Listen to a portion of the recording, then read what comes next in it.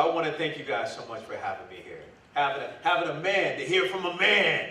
This testosterone you're talking about. And you know what? This testosterone that we're about to talk about, ladies and gentlemen, he was blessed. He was blessed with a wonderful woman.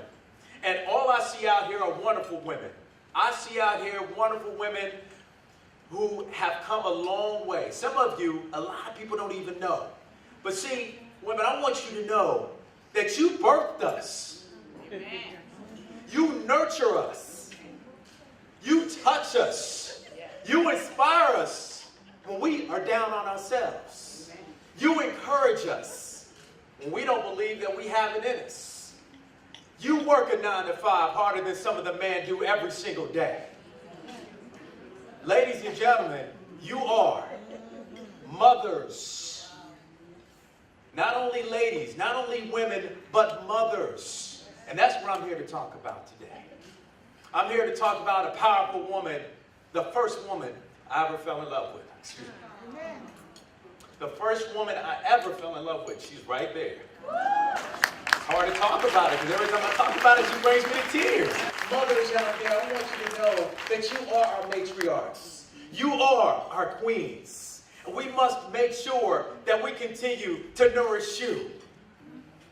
I got some brother Minson over here. He's like, yeah, right. You're not saying anything, are you? Yeah, that's right. There's a lot of women in here. We're going to get jumped up in here. But I want to talk about a woman who did it without the help of another man. Who did it by herself.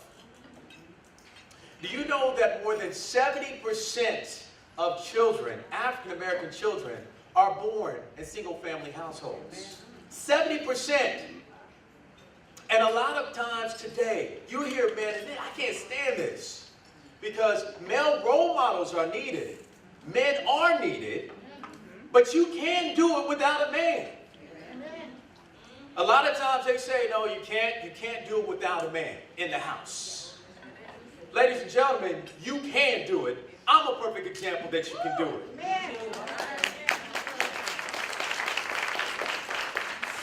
But I can't stand when I hear that statement because I know it's not true. I do believe that there needs to be male role models out there. I believe that if we do have children, especially young men out there, if we're raising a young man, that they can be touched and they can learn how to be a man, but they can learn how to be a man from a woman as well. Don't get it twisted. You see, my mom taught me, she taught me about opening the door for a woman. She taught me about every woman that I come up to, I touch their hand, I greet them, I'll kiss them on the cheek, if I can. Sometimes they're a little stingy. Cheryl Lee Ralph, I'm like, I don't know if I should kiss her on the cheek. She may think I am crazy, like a stalker or something. So I just shook her hand and said, it was a pleasure meeting y'all. It's the guy that... But, see, these are things that you can learn from a woman that a lot of times men can't teach you. See, there are things that men, we can teach our young men. We can teach them how to be great men. The great thing about a mother is that she can teach you about nurturing.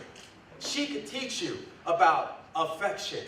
She can teach you about caring. She can teach you about love. Unfortunately, I had an issue growing up because I love the ladies, so she maybe taught me a little too much there. But you know what? I always saw my mother as this powerful woman growing up. Again, this is the first friend I had. This is the first woman I ever fell in love with. This is someone who I saw as my mother and my father. So I saw her as a strong woman, as a powerful woman. A woman that can do anything. I saw this woman like the Incredible Hulk and Superman all built into one. A superhero, a superwoman. So there was nothing my mother could not do. Times could be hard on us, my mother and I growing up. A lot of times she would shun me away from watching her cry in the bedroom. Because times were hard. She broke up with her boyfriend. So that meant that it was going to be a little bit tougher on paying the bills. That meant we had to go move in with my grandparents. That meant we were moving every 2 years. That meant that she had to get another job, sometimes 2 if not 3 jobs, in order for us and her to provide for her son. But doing her best to send me to the good schools as well. Doing whatever she could. Not private schools, but decent schools and solid schools. Making sure her son had the best clothes he could. Making sure he looked like $1 million. So much that when I was in school, a lot of kids actually thought I was rich. Oh, you rich, man, you looking good. I was like, that's my mama. But see, we were still struggling at home at times. At times we had a little food. We had to wait till payday. At times, the lights would get cut out. I'm sorry I had to say that, Mom, but I'm telling them. But the lights would get cut back on. Because my mom knew what she had to do in order for her son to be in a good household. Amen. So as far as the male role models come into play, I had uncles. She would make sure that I was around them. They had a positive influence on my life. They went off to school, college. She made sure I went there with them to go see how they were living. She made sure I learned what it meant to go to school and then to get an education. And I tell you, if I did not do well in school, you mothers know you're going to make sure that you beat that behind. And the thing is that I could count on my hand, one hand, how many whoopings I had. One hand, I know. Somebody said, lucky you. Yeah. That's because I got it right after the whooping. I'm like, I got it right. I can still remember in the 5th grade, and in the neighborhood, there was this area. It was like a creek. There were trails in the back. There was a wooded area. She said, do not go back there. You guys are not allowed to go to the wooded area. But they had trails. Come on now. I'm a kid. I'm curious. So it was one summer day. We were bored. It was me and another guy. We were like, man, you want to go back to the trail? All right, cool. Let's go. Sure enough, this day, I didn't realize that about 8 hours had passed that we were back there, just playing, throwing rocks, everything else.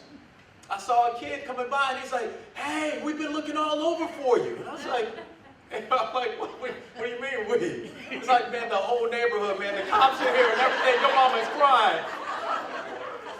I'm about 9, 10. When he said your mama was crying,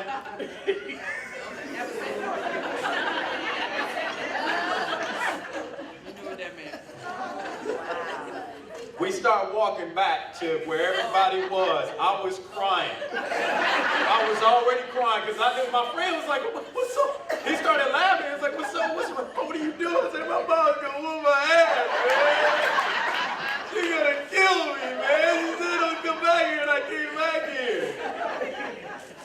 So we start walking back. We get there. The cops are there. We had the bikes. We had bushes over the bikes. But see, this is when the Atlanta child murders were going on. We're in Indianapolis, Indiana.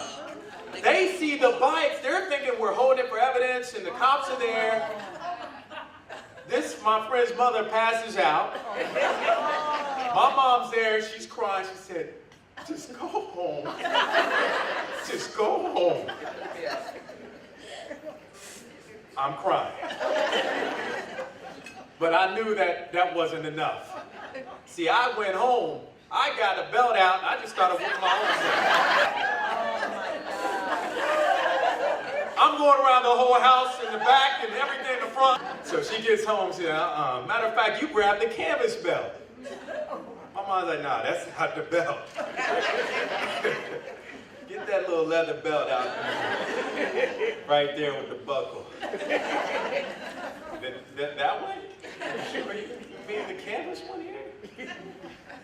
I remember that butt whooping real well. So anyway, that brings me to my next point as far as letting my mother down. To this day, I never want to let my mother down because she inspires me.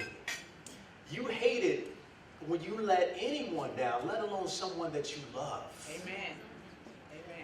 And she instilled, and she has done so much for me. I was hurt that I made her hurt like that.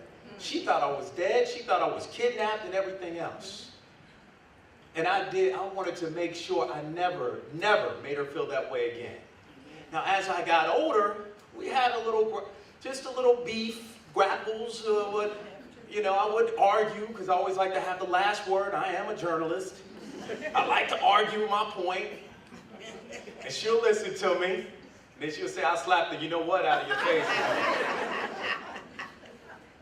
But what was so special to me is growing up and being able to tell her that one day I'm going to take care of you. This was something I had always said when I was a little kid. I said, Mama, I'm going to get you a house. I'm going to be an athlete or something. I'm going to get you a house. I'm going to be a millionaire.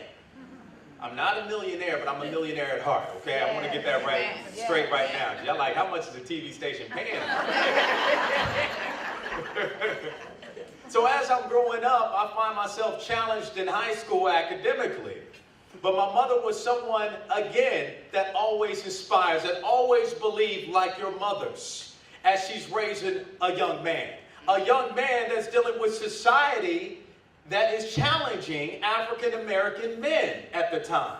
So she wanted to make sure that I was better than the kid next to me and everyone else.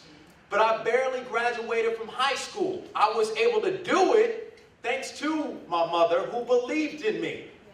And then she wanted me to go to college. She didn't want me just to go to any university, but a good university. I was trying to settle for less. Instead, she believed in me and told me to move forward. Try a four-year institution, but you will try, and you will try to succeed and give it your all. And that's something that I always remember that stayed with me because that was something that I did not want to let down. My mother, I did not want to let down because she inspires me. She has done so much for me. I don't want to let down. So through college, I was faced with a lot of challenges and obstacles like any young man would be faced with. But there was nothing like that day. Nothing like that day at graduation. After 5 years of college, many bills later, the trials and tribulations, my mother is up there in the stands and I can hold up that degree. Amen. And say, Mom, I did it. Yeah.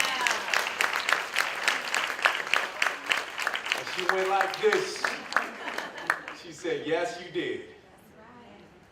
So I'm here to tell you, if any man should ever tell any of you women out there that you cannot raise a child by yourself, you look at that man and you say, I am a woman. You say, I am a matriarch.